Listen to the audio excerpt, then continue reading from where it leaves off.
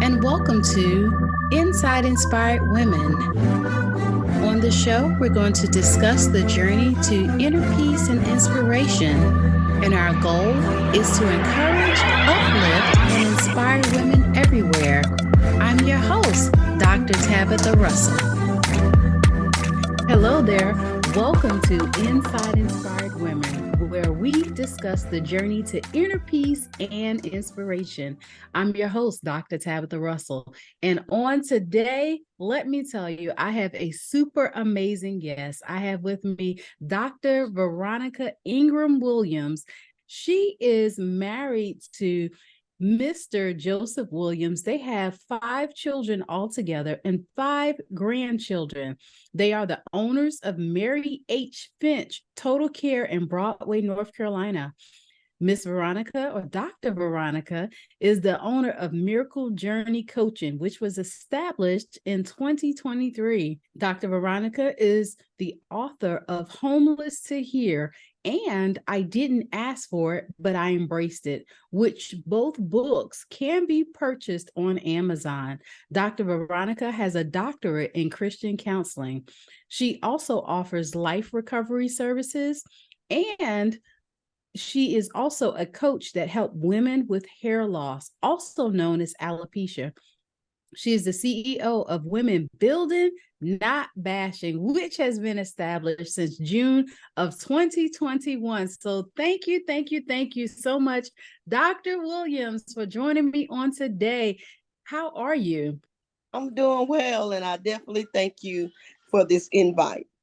Yes, let me tell you, I'm so excited. I could not wait to have the opportunity to sit down with you. When I was reading your bio, I'm like, oh, this is going to be really good. And I just know that this is definitely a time that's needed for coaching services as well as counseling services. So I want to go ahead and jump right in. But what led you on your journey of helping people? Um, the reason I wanted to get on this journey to help other people is because I know what it feels like to feel as if you're out here in life by yourself and there's nobody to encourage you and there's nobody to push you. And I just wanted to do something to help other people, to let them know that whatever you're going through, that it will not always be this way. So I just wanted to be somebody's pusher. Look, I love it. Somebody's pusher. Let me tell you, sometimes we need a little push, right? We need somebody that's going to nudge us, and other times somebody that's going to just knock us straight in the back so that we can get on our journey. So, along with helping people, though, what made you start coaching others? Because I know coaching and counseling is 2 totally different things. But let's talk about coaching first, and then we'll jump into the counseling. Coaching, I have always been one to push people. I've always been the one to try to make people see, no matter how bad the situation may be, that something good is going to come out of the situation. And I found myself doing it a lot. Not really knowing that I was already coaching, but doing it all for free. And to somebody said, Veronica, you are already coaching the people for free. You're already giving away free nuggets when you can make money for doing that. But I didn't want to get to the point of making money and not being concerned about the people. So I wanted to make sure that this is what I really wanted to do, to build me and to build my life and to build my finances. So I just looked at things. I sought out things like people like you and different things just to make sure that I was doing things correctly, to make sure that I continue to have a heart of compassion, but yet another income to help me do what I need to do to coach other people. I agree that coaching is one of those things that we definitely do from our experience, right? Like coaching is one of those things where you do push people, you help them along, you help them to be able to get to where it is that they're trying to get to. And sometimes that's one of the things that's very much so needed. So I agree with you that coaching can sometimes also change your life, right? Like so many of us have been the go-to person in our circles and our families that people find it easy to talk to us, right? As well as we find ourselves really giving them that extra uh whatever it is that they need, right? To connect with what's already there, because coaching really helps a person take what they already have and now package it and be able to move forward in whatever their purpose is, right? So I love the area of coaching as well as counseling. So let's talk about counseling for just a minute. I know that you have you're a part owner in Mary H. Finch Counseling, right? So tell us a little bit about that, and why does counseling seem to make you so passionate? Now Mary H. Finch is the home health side. We do have a home health business where we send CNAs out to help the people in the community which needs help. And when I started doing that in 2010, I was just a CNA, and I learned how to do everything, and I got on Google and looked up how can you start an agency, what would you need to do, what classes you needed to take, and the necessary steps with the state. And we finally got it together in 2010. It's a small company in Broadway, North Carolina, the town that I grew up in. So I'm thankful to be able to hire people to create jobs. But of course, with a business, you got taxes, you got this, you got that, you got all that stuff. So I wanted to do something else to, cover that income. So I found myself wanting to counsel people. And I ended up going to school to get my doctorate in Christian counseling, because I wanted to make sure that everything that I said was Christian based, but also make everything that I'm saying is not of me, but of what God is telling me to tell the people, to be confident and, just life in general. Because sometimes we counsel people off of our own feelings, of our own emotions, or what we've been through. But I wanted to make sure that everything that I'm saying to people is of God and that is biblical, because I can't base my life off of their life and tell them what I would do because of, how I feel of what I know. So I wanted just to be a counselor, but I wanted to make sure I had everything in order to get done what I needed to get done to help the people. Look, I'm excited about it, right?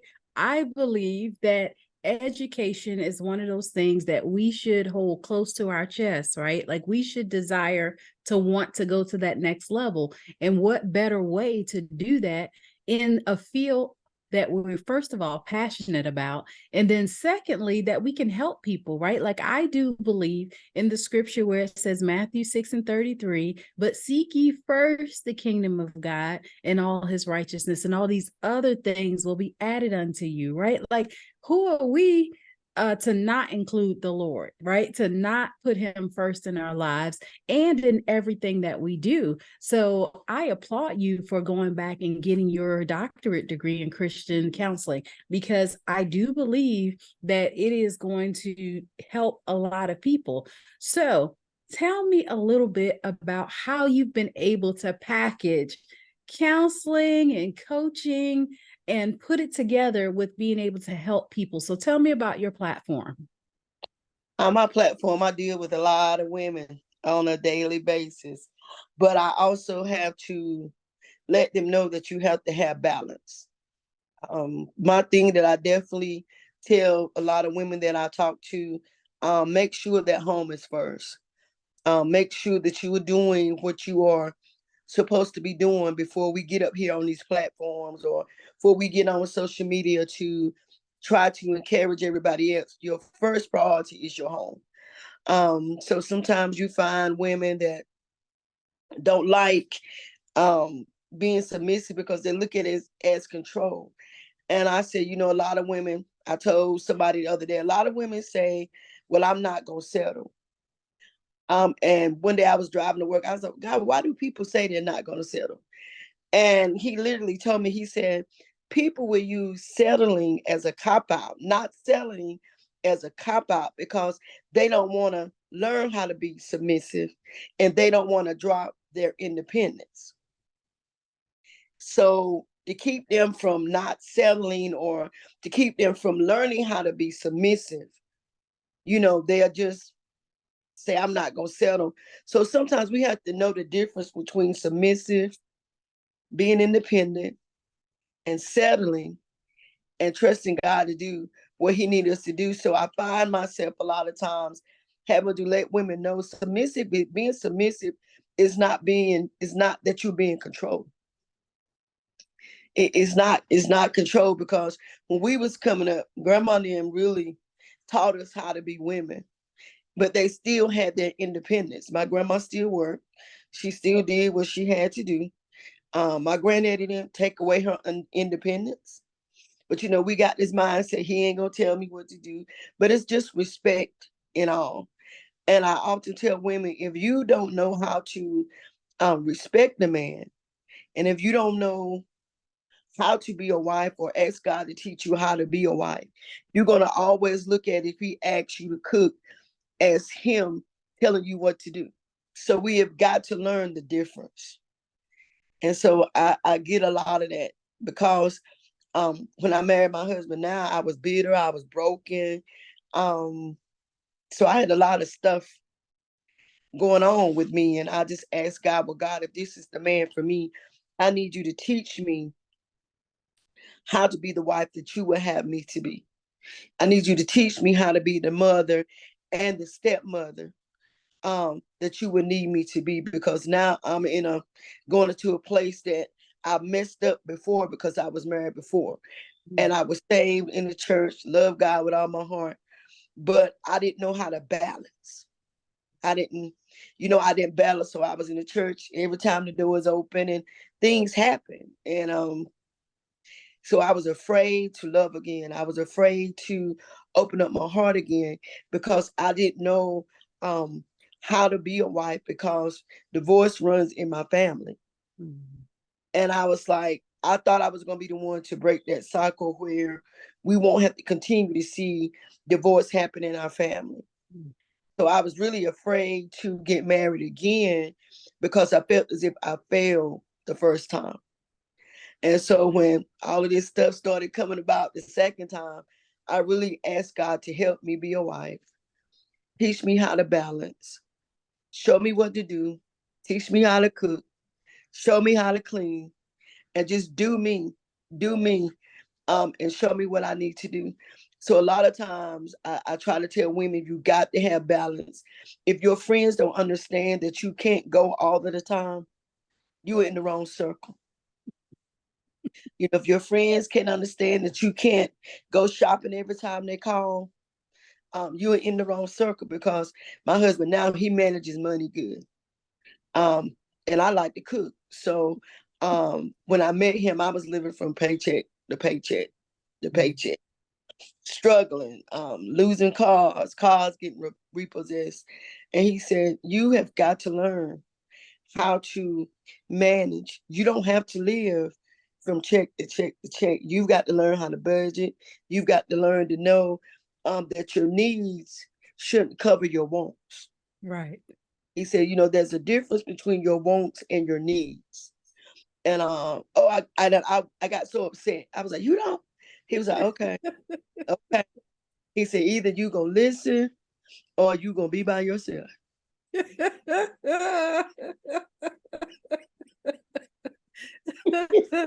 Put your foot down. Look, you are sharing some really good and valuable information. I see how it is that in your platform, you are really, really, really helping people to transform their thoughts around what balance look like, right? Like how it is that you can be effective and still be effective, right?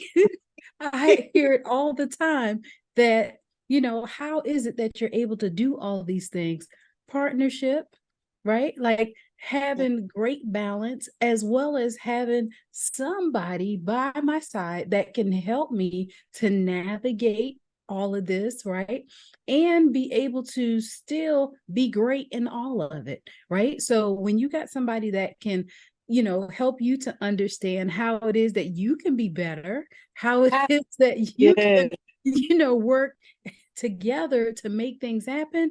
Who that is powerful, powerful, powerful. So I know that you are also a speaker. So tell me about all of the types of events that you do when you're out there speaking. Woo.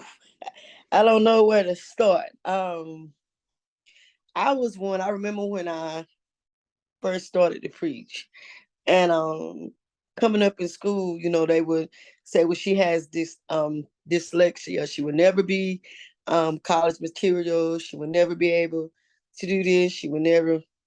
So when I graduated high school, I had my daughter at 17. So I kind of just went on and did the workplace. I didn't do like school and different things like that because I allowed what they said to stick with me. My brother, my sister, both military, both of them college, and I was the only one that didn't go to college right after. So one day I kept telling myself, things are going to turn around. Somebody's going to give you a chance. So I ended up going back. Finally, after I got tired of doing factory and got my CNA, and I was like, Lord, I like what I'm doing, but it got to be more to me than this. And the enemy was like, you ain't gonna be able to do it. So when I met my husband, that man is a pusher, y'all. And one day he said, you ain't tired of doing that? You ain't trying to go back to school to do nothing else? I said, nah. He was like, you need to figure it out. He said, because you have a lot in you and you can. So I ended up going back to school to get my associates and my associates in biblical studies. And I was like, that's it, I'm done. I'm done. Then I went back and I went back again. But what I'm saying is that never allow how people mark you to keep you from doing what God has promised you. That's And right. so what I do now is because I know what it feels like to be called into a place that you feel as if you don't qualify for. Mm-hmm. I was one of the ones that I didn't qualify for this place that I'm in right now because of where I come from. Grew up at the bootleggers, my dad and my uncles, bootleggers, but I would not trade that life for anything. That's where mama taught us how to love people no matter what. I've seen women sloppy drunk. I've seen men sloppy drunk, but we never disrespected them no matter what. And I think that's where I got this heart of compassion from because we seen a lot. And my mama taught us how to love no matter what. Mm-hmm. So now that I'm in a place where God has put me in places that I never expected, but it's always me wanting to let somebody know that no matter how they label you, that you can still turn out better than they expected. And I always tell myself, stay humble, V. Stay humble because you never know who you're going to come in contact with that you may see them again. Mm-hmm. Because they say what goes up will come down. So um you got to stay humble. But I love what God is doing. I just love to meet people where they are. I don't care where you come from. I don't care who you look like. It don't matter to me because I know that somebody took a chance on me. And I understand that everybody's not assigned to me, but I do believe that if you come in contact with me, I'm gonna let you know you're gonna be okay. No matter what you're looking like, no matter what you've been through. But if God can take somebody like me that they marked as a little girl from Broadway, they had a learning disability, and now she's doing what God has called her to do. He can do the same thing for you. And even when I see women that's been through divorce and they are so bitter, and I'm like, it happened. There's nothing you can really do about it. If you've already got the papers, sweetheart, it's time for you to release it and move on. Yeah. Yeah. And me and my ex-husband and his wife, and we all get along, raising the grandkids all together. So, it's a place where women have got to understand you've got to let go of the bitterness in order to move on. I will say you are definitely dropping lots of gems on today. Like, bitterness is the root of all evil, right? Like, who wants to be a part of that, right? When we say that we have now transformed our lives, we're following after our purpose, God is the head of our lives, that causes you to change. That causes you to want to have a better attitude. It even causes you to now raise your level of standards. And Yeah. I really do believe that. I also like to say that I don't have heaven or hell physically to put anybody in, right? I say I could show you how to get to one and tell Yeah. you where to go to get to the other one, right? But I can't put you in there. That's right. But I say that to say that I let people be who they are. Yeah. And because of that, I find that people are more comfortable with Yeah. being themselves around me instead of having to put a mask on. I don't walk into places saying, "Do you know who I am?" Uh, Who am I to say that, right? Like, no, yeah. I understand that wherever a person is, let them be where they are, right? Yeah. The only thing that I can do is live a life before them that causes them to want to change, right? That want to strive for that next level, Yeah. whatever that is, and however it looks to them. So it excites me. Now, let's just talk about just a little bit. You're an advocate for people that experience hair loss. We'll say alopecia. So let's talk about that. What is that like, and what caused you to now go down that path? Because you're over here the total package. I'm just saying. Well, I started experiencing alopecia around about 25.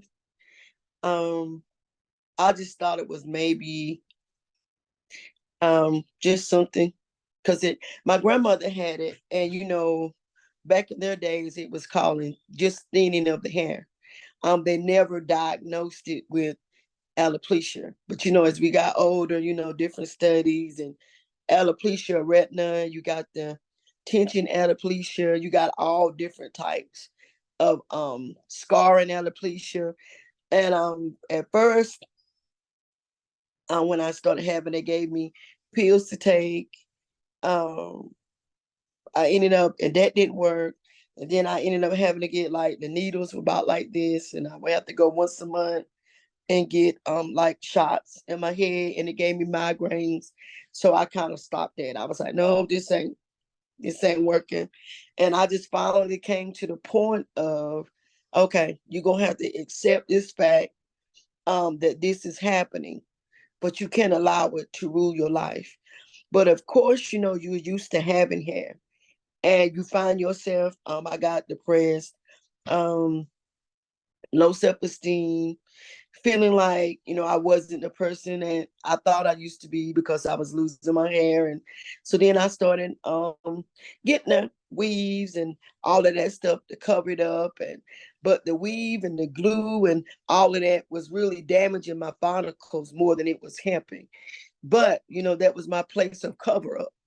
That was my place of cover up, and I dealt with it. But it started getting so expensive when people know that you need the hairdo because you're not comfortable with the alopecia yet, and they overcharge you. I know I was paying at least $100 some about every 2 weeks just to get a hairdo that would last 2 weeks. So then my daughter was like, "Well, Mama, why you don't try wearing wigs?"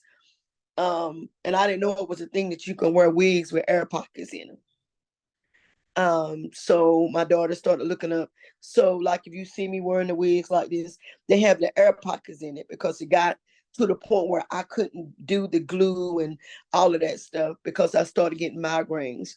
And the tension, it would be, they put it on so tight. Hmm. the tension would make me get sick on the stomach. So I just finally had to come to the point where I gotta be free in this thing. And one day I was like, you know what? I'm gonna just shave off what I do have left, and I'm gonna be free. So the night that I posted it of me coming out, when I tell you my inbox blew up, Wow. I was overwhelmed. I could not read all of the emails, the inboxes, and women started coming out. Like it was alopecia going wild. That's what I felt Wow. like. So then I ended up doing a fashion show for the first time. For my alopecia, it was my scars, my beauty. And when I tell you the first fashion show, we had almost 225 people there. And women came out and told their stories about alopecia. Even children that have alopecia came out, told their stories, and they did a fashion show. So even in the midst of me coming out, it brought other women out. Man, women in my church started coming out. They was just like, hey, it is what it is. They started coming up in church, no hair. And one of the men was like, Veronica, thank you. Thank you. Thank you. And one of the ladies in church, man, they can't do nothing with her. She just, whoo. So in the midst of me being set free, I had other women attached to me that was just waiting on me. So in life, some people are just waiting on you to walk into your freedom because they are attached to you. I believe it. I believe it. Let me tell you, this is so good right now. Like you're really going to help somebody, even through this interview, to come out and walk into their fullness. And sometimes I don't know if we really know what the magnitude of that looks like, right? Like we think sometimes big, but on a small scale. Yeah, And I think that, Ephesians yeah, 3:20 says that he can do, God will, right? Exceeding abundantly above all that we can ask or think, right? That's a scripture that I hold close to my heart because I'm constantly thinking about what I'm yeah, thinking about, right? Like, God, am I thinking big enough? Wait, you said I'm not thinking big enough. All right, so I'm gonna go bigger. But wait, how is that gonna happen? At this point, it don't even matter that's how it's right. going to happen. As far as I'm concerned, I just know that it's going to happen, right?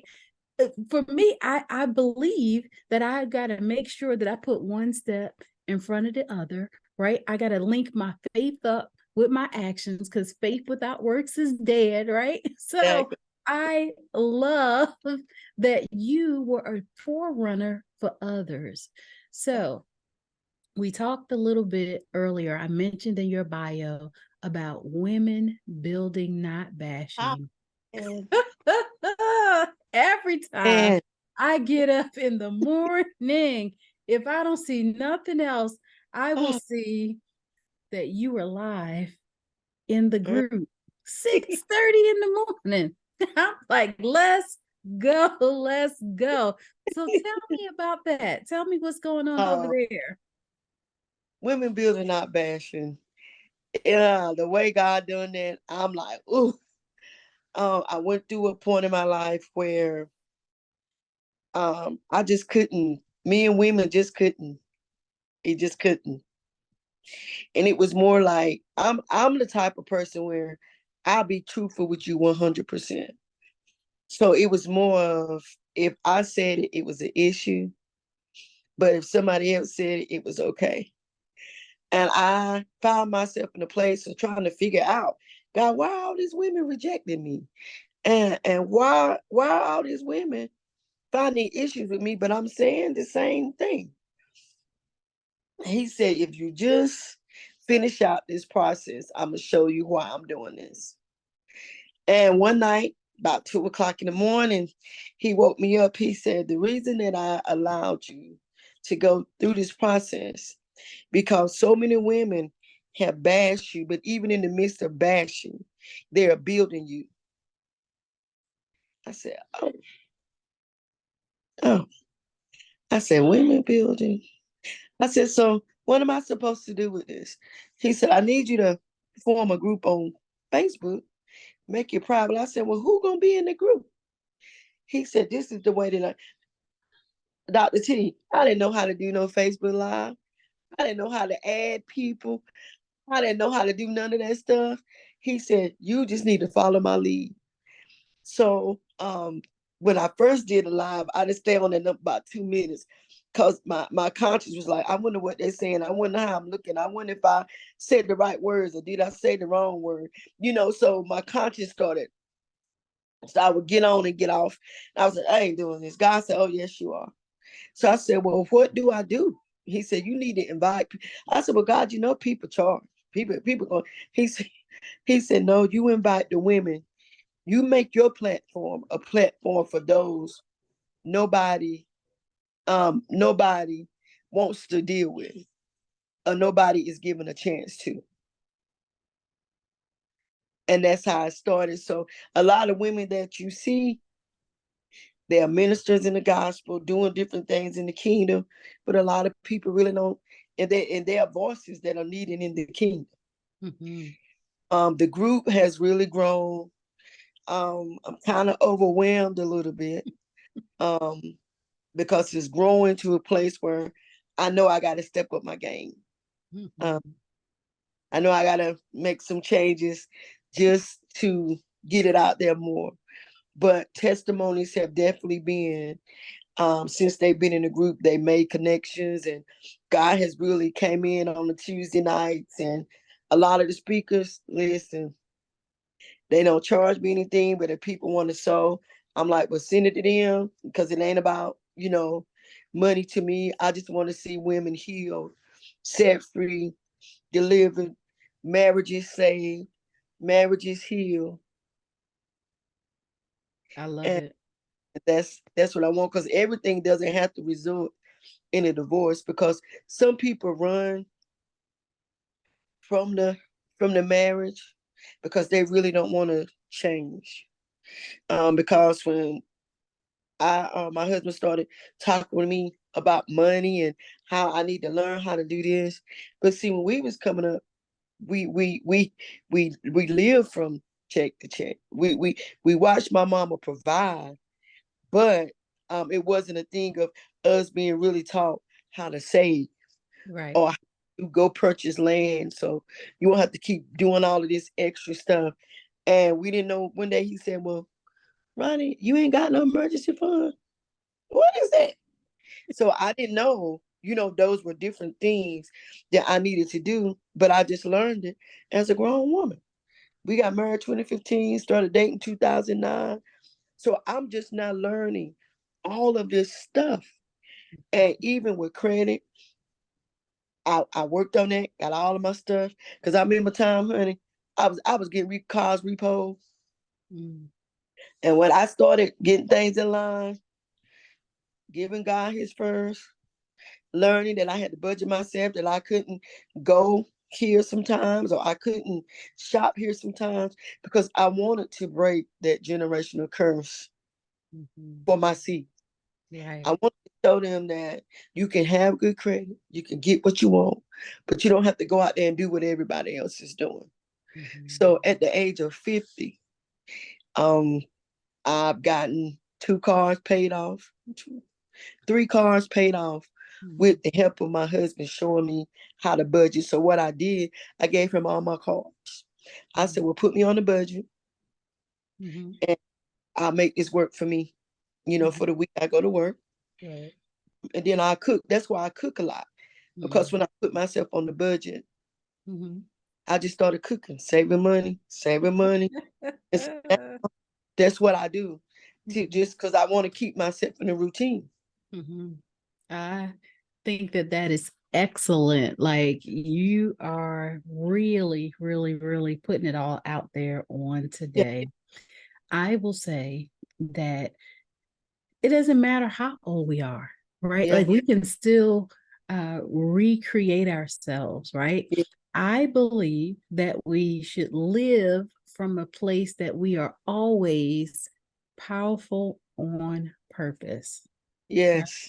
And I tell people, when the Lord gave me that, it meant that we are intentional about what we're doing, right? Like My, we walk in such a place to where things line up as a result of our actions. Like when we say that, I'm gonna intentionally budget, I'm gonna intentionally save my money. Look, babe, take my cards and hold me accountable to yes, this, right? Like you're expecting results because you're putting in the work. And so that in itself is so good. yeah, So good. yeah. Discipline means a lot because it's hard. Mm-hmm. Discipline, discipline. And my husband 10 years older than me and military 30 years. So it was hard because that's something that I wasn't used to. I wasn't used to somebody really being concerned Mm-hmm. that if something happens to him today, Mm-hmm. and he told me, he said, if something happens to me right now, you wouldn't be able to make it. Mm-hmm. He said, I'm not trying to control you or stop your life, but I want to be able to know Mm-hmm. that my wife will be able to maintain Mm-hmm. on her own, Yes, just in case, that's right. That's and, right. and, and people look at me now like, man, I went, listen, I'm trying to help y'all. I'm telling y'all, That's right. it, like, yeah, They yeah, can honey, see the results, right? Like you're putting in the work and it's paying off. So yeah, regardless of what people are saying, like the system works, right? Consistency, discipline, a yeah, little bit of submissiveness. I believe that submissiveness is that you see enough in your mate to say, you know what, we can come alongside each other and build this thing, right? mm-hmm, There's a mutual respect and there's a mutual level of understanding that helps you to get to that place that you're trying to get to. And I wish that people would take control off the table.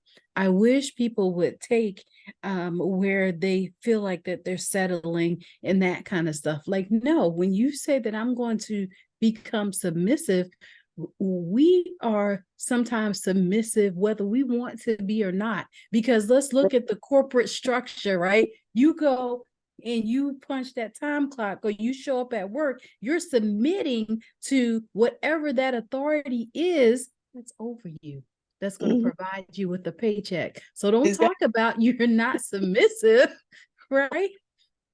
It's already built in, right? It's built in our DNA, in our yeah. society, at least it is. So tell me what's next for you. What do you have coming Uh, up next? well, with the help of Dr. Tabitha Russell, I definitely working on my manual to do a 6 weeks course from adversity to triumph. So I'm praying that everything will be done and we can open it up for people to register.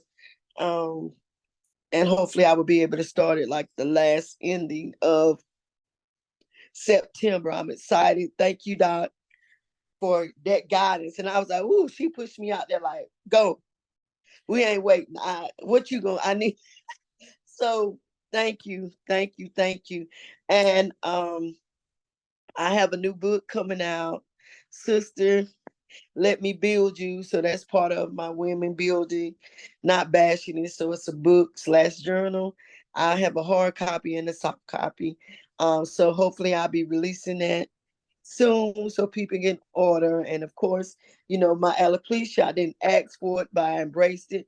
And I got on Amazon yesterday because I kind of like dropped it because I felt like it wasn't doing what it was supposed to do. And I looked on Amazon and it had like a 5-star beside it. I was like, oh. So I wasn't expecting that. So it kind of hyped me up a little bit to try to go and just get back on my grind to do what I've been called to do. And sometimes we have to take a moment, but then we have to get back. We can't stay down long. We got to stay on our grind. And so I'm thankful. But that's my next step. So I'm hoping and praying things will just come together, as God has ordained it to be. And then I can't wait to see you this weekend. Yes, yes, yes. I cannot wait also where you're going to be on stage August 26th in Columbia, South Carolina at the Powerful on Purpose Summit. So I will say that it is going down. If you guys thought you heard something here today, wait until she hits the stage, because this lady right here is a bunch of fire. I'm just saying, she knows how to go all the way in. And so it has brought me the most honor to have you here on today, to be on Inside Inspired Women, for us to just talk about that journey to inner peace and inspiration. Like, I believe that you're inspiring somebody on how it is to embrace wherever they are, right? And to be able to walk fully in their purpose and their calling. So tell everybody how it is that they can follow you on your platforms going forward. You can find me on Facebook as Veronica Ingram. You can find me on Instagram as Evangelist Veronica.Ingram. And I think that's it that I have for right now. Okay. But Women Building, Not Bashing, that's on Facebook. It's a private group, a bunch of women. So if you want to join the group, just send me an invite and I definitely will accept you to the group. But I definitely want to say thank you, Dr. Russell, for this opportunity. I don't take it lightly. So thank you for taking your time out today and having me on your show. Thank you. Yes. Well, I will definitely have to ask you back again at some point, because this has been really good. So that way we can catch all the updates, right? You say you had something coming out in September. You have some other stuff going on, a book and all of that. Look, we got to keep up with you. So thank you for joining us on today. Yes, And once again, it's been a pleasure. Thank you so much for joining Inside Inspired Women. And I look forward to talking with you all again soon. So take care.